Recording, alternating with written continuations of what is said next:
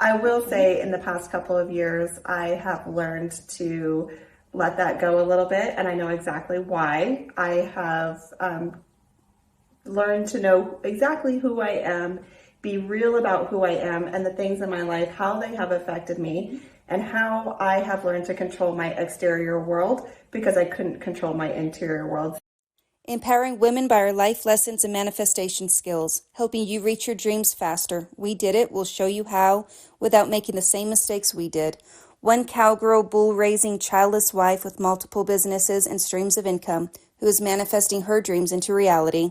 She will help you with your weight loss and wealth goals, making you happy and healthy.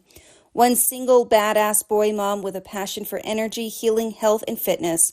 She will help you with healing and overcoming limited beliefs to manifest the life you've always dreamed. Welcome to our podcast, Take Life by the Horns. And take no bull. It's been a great week, Candi, and as always, we're going to start with our gratitudes. What is your gratitude today? Well, you know me, I love coming to your house because I love walking into a clean house. Yeah. So I'm grateful for that. Thank you. Yeah, well, I'm thankful I have a clean house to have for you, but my gratitude today is actually my husband and Philip, and he's the reason why we have a clean house. So I'm a little bit more of a free spirit. I wouldn't say messy, he might, but he's more of a perfectionist and likes things super tidy, super clean. So he's kind of taught me to be a little cleaner, pick up after myself. There is a jacket of mine hanging on the back of the chair right there. So it might be considered a pigsty in my house. My house is a pigsty because I've left that jacket out, and I'm not sure if I wiped the water droplets out of the sink. I don't see a problem with this at all. Okay, good. I actually have been a perfectionist probably my entire life. I will say in the past couple of years, I have learned to let that go a little bit, and I know exactly why. I have learned to know exactly who I am, be real about who I am and the things in my life, how they have affected me, and how I have learned to control my exterior world because I couldn't control my interior world. So, yes, I would be picking up after people putting things away, and my kids would be asking me, "Where's my cup, Mom?" I'm like, "It was sitting on the counter. It's now in the dishwasher." But they were still drinking from it. Yes. Yes. Okay. So yeah, there's some great things about being a perfectionist. I'm definitely a free spirit. So today we're going to talk about perfectionism. And you're maybe going to lead this one a little bit more on what it means to be a perfectionist. Okay. I do not consider myself a perfectionist. I don't want to be a perfectionist. I'm happy with my carefree attitude. But so tell me some things. You mentioned trauma is caused some of your perfectionism. Right. Well, I will tell you that in my adult life, well, even in my childhood, I was known to be a clean freak. Everything was organized. Everything had a place. I do not have a junk drawer in my life or anywhere in my house. Never have, and probably never will. I have one. Scares me. Everything is labeled, and I'll be real, my family knows this, and they make fun of me, and they laugh and joke about how organized I am, to the point everything has a label. You know where everything is. A robber can come into my house and pick and choose because I'm that organized. I have let it go a little bit in the last few years, and I'll explain that, but that perfectionism really does come from childhood trauma. It's the way that we control our interior. Since we can't control our interior world, we control our exterior world. Okay. So a lot of those things stem from trauma in our childhood, and those things can look like just simply not being heard. Comes from a place of fear. And I do know in my adult life, it has affected the people around me. I know how uncomfortable my perfectionism made them feel. I was so bad, I would clean the tracks in my windows before people came to my house. Before I left my house or I went to bed, I would fluff the pillows on my couch. And yes, water spots were not allowed in my sink. I don't think I've cleaned the tracks in my windows. maybe that should be something that we're doing. So, I mean, there's a fine line there. Some of the things that you're talking about sounds amazing. You're very organized. Everything has a place. It's labeled. It makes you feel comfortable. But it sounds good on the outside until you're someone living with perfectionism. Now, I know what it's like to be me and need that perfectionism, but what is it like for somebody who's living with somebody who also kind of expects that perfectionism, like picking up the coat, hanging on?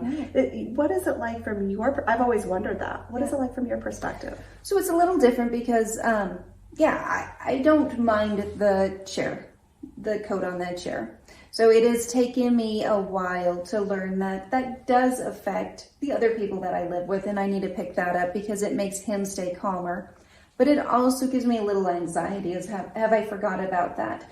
So as a perfectionist, it sounds like it's, for you, it's coming from being able to control something because you're having a problem controlling outer. Yes. And then as somebody in it, it's the lack of control. So, I'm not able to kind of be carefree and free spirit because the people I'm with, that might bother. So one of the little stories about me is ever since I was a child, I do not shut the cabinet doors all the way.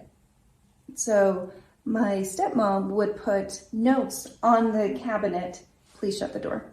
And it wasn't just me, it was my dad, it's my brother. I think this is a genetic thing. Well, my point of this story is I still don't shut the cabinet doors. But Phil has learned that we can go to Home Depot and for $5, $10 buy this cute little mechanical deal that soft closes the door. So it shuts itself. So I think it's finding that common ground and that compromise of how can we both be perfectionist, be carefree, have a clean house that is not a pigsty, but maybe there might be a coat on the chair. So it sometimes can be a little anxious, but I think it's really important just to pay attention to each other and also know the reasons behind it. Why you're a perfectionist. I think that was really a great key into you need a control of something. So if that's the only thing you can control, and if by picking up a jacket, I can help that, I'm going to pick up a jacket. I mean, I think it's great that you do have a partner in your life where you both work together. So you find this nice little compromise of, the easy close cupboards, and that you're conscious enough to think this is going to ease his anxiety. So I'm going to put my coat away. I didn't have that. Okay. And I'm sure because I didn't have anybody who worked with me and cared if the house was picked up or cleaned.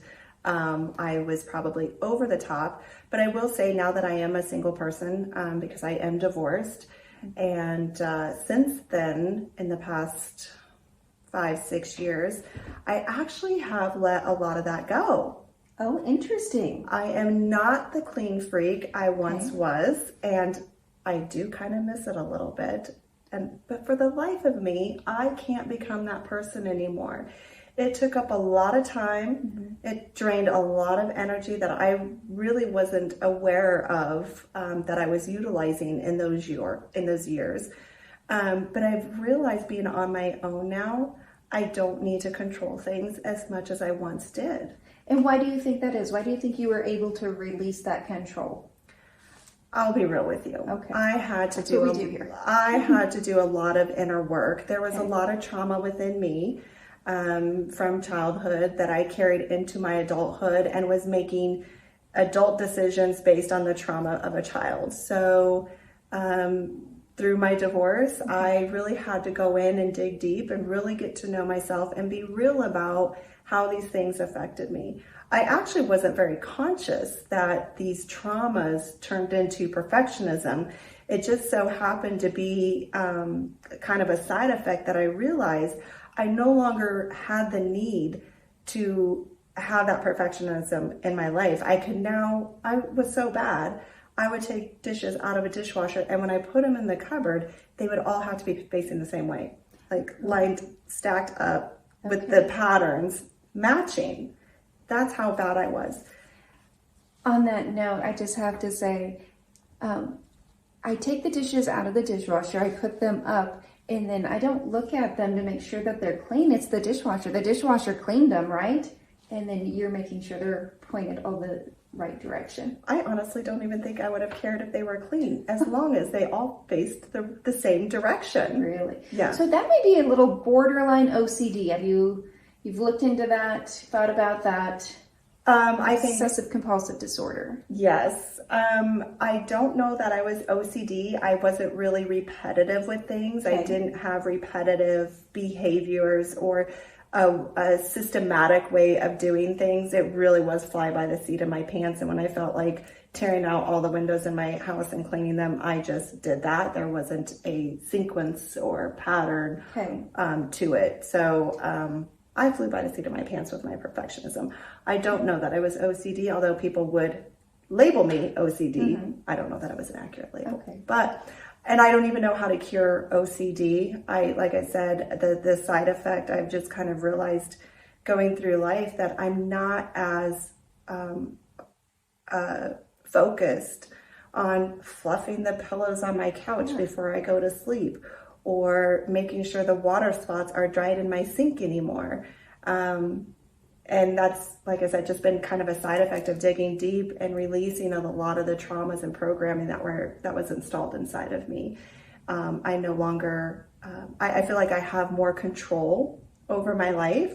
I have more control over my feelings, my thoughts, and my reality. So I no longer need to control the outside world because I fully trust myself now. And I think that's key, is really fully trusting yourself and learning to trust others.